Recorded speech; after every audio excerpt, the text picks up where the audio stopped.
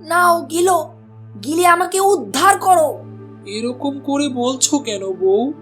এরকম করে বলবো না তো কি রকম করে বলবো?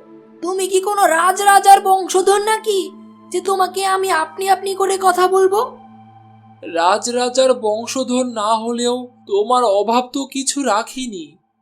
উহ, নাটক দেখলে আর বাঁচা যায় না। আমার কোন অভাবটা পূরণ করেছো শুনি? বাজার থেকে মাংস বিক্রি করে যা টাকা রোজগার করে আনো, তাতে কোনো রকম টেনে টুনে সংসারটা চলে যায়। বেশিরভাগ মাংসই তো তোমাকে ফেলে দিতে হয়। তো কি করব বউ? বেঁচে যাওয়া মাংস রেখে দিলে তো এমনিতেই পচে যাবে, তখন তো সেই পচা মাংস এমনিতেই ফেলে দিতে হবে। কেন? নাজিম ভাই কি মাংসগুলোকে ফেলে দেয়? ও বেঁচে যাওয়া মাংস পরের দিন আবার বিক্রি করে, আর কত লাভ করে তুমি কি তা জানো?